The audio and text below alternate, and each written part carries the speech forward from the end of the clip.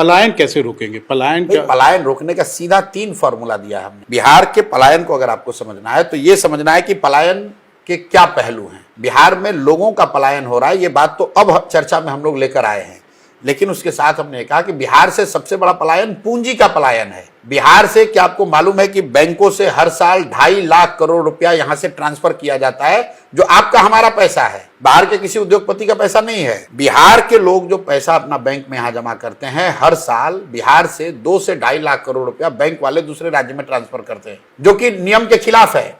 क्योंकि नियम यह है कि बैंक में जितना पैसा जो जहां रखता है वहां 70% पैसा बैंक को वापस ऋण के तौर पर देना है, बिजनेस के लिए, कृषि के लिए, रोजगार के लिए, घर के लिए, गाड़ी के लिए। तो बिहार में वो देता ही नहीं है। तो पहली बात हम लोग ये कह रहे हैं कि इस पूंजी के पलायन को रोका जाएगा। और ये बैंकों का एकाधिकार नहीं है, बाकायदा मुख्यमंत्री के चेयरमैनशिप में कमेटी है जिसका काम है ये देखना कि CD रेशियो 70% रहे। मतलब 100 रुपया अगर बिहार के लोग बैंक में जमा कर रहे हैं तो कम से कम 70 रुपया बैंक वापस ऋण के तौर पर दे। बिहार में CD रेशियो 40%, लालू जी के जमाने में था 18%। आप जरा अंदाजा लगाइए, अगर हर साल बिहार के लोगों को रोजी रोजगार करने के लिए 2-2.5 लाख करोड़ रुपया एक्स्ट्रा मिलने लगे तो कितने ज्यादा रोजगार के अवसर पैदा होंगे। तो हम लोगों ने जो 3 पॉइंट प्रोग्राम दिया है कि पूंजी के पलायन को रोककर बुद्धि का पलायन रोका जाएगा। जिस दिन बुद्धि और पूंजी का पलायन रुका, श्रम का पलायन अपने आप रुक जाएगा। दूसरी बात हम लोगों ने कहा कि बिहार में मनरेगा को हम कृषि से जोड़ेंगे, और जो लोग भी अभी फूड ग्रेन की खेती कर रहे हैं उनको हम नगदी फसल की खेती कराना चाहते हैं। बिहार में 55 लाख हेक्टेयर जमीन है जिसमें खेती हो सकती है, उसमें सिर्फ 2 लाख हेक्टेयर जमीन में ही नगदी फसल की खेती होती है।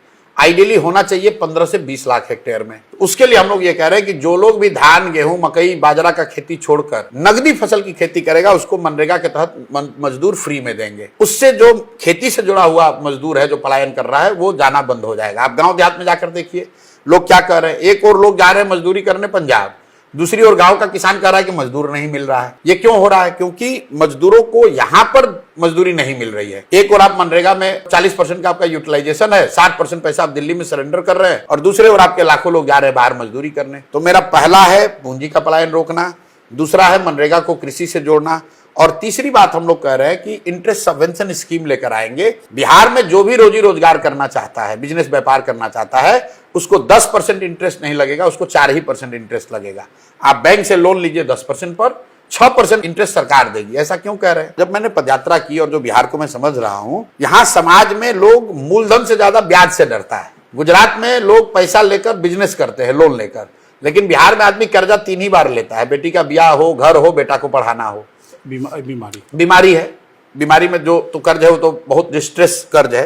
बैंकों से पैसा लोग इन 3 चीज के लिए लेते हैं, घर बनाने के लिए, बेटी की शादी के लिए और बच्चों को पढ़ाई के लिए। बिजनेस व्यापार के लिए लोग पैसा नहीं लेते हैं। क्यों? कहता भैया ये लेंगे तो चक्रवृद्धि ब्याज में फंस जाएंगे। तो मैं अगले 10 साल 15 साल के नजरिए से ये चीज लाना चाहता हूं कि समाज में रिस्क टेकिंग एबिलिटी बढ़े, और वो करने के लिए इंसेंटिवाइज करने के लिए हम कह रहे हैं कि हम आपको 10% ब्याज नहीं देना पड़ेगा, 4% ब्याज देना पड़ेगा। हर घर में आप 2 लाख, 3 लाख, 5 लाख लोन लीजिए, लोन लेकर काम शुरू कीजिए, और 4% ब्याज आप दीजिए, 6% हम देंगे। इसका फायदा क्या होगा? हम बजट से सिर्फ देंगे 6,000 करोड़। अगर 6,000 करोड़ रुपया बजट में प्रावधान किया तो 1 लाख करोड़ रुपया का क्रेडिट लोगों को उपलब्ध हो जाएगा। तो ये जब आप 3 चीज करेंगे, और इसको हम लोगों ने सिमुलेट करके डेटा को देखा, दुनिया के कम से कम 4 या 5 बड़े इकोनॉमिस्ट जो मेरे साथ काम कर रहे हैं, अगर इन 3 चीजों को कर दें, 2-2.5 लाख एक्स्ट्रा इन्वेस्टमेंट होने लगे, पूंजी का पलायन रुक जाए, मनरेगा को कृषि से जोड़ दिया जाए, और जो बिजनेस व्यापार करना चाहता है उसको 10 के बजाय 4% पर लोन मिलने लगे, तो 40 से 50 लाख लोगों को स्वरोजगार से जोड़ा जा सकता है।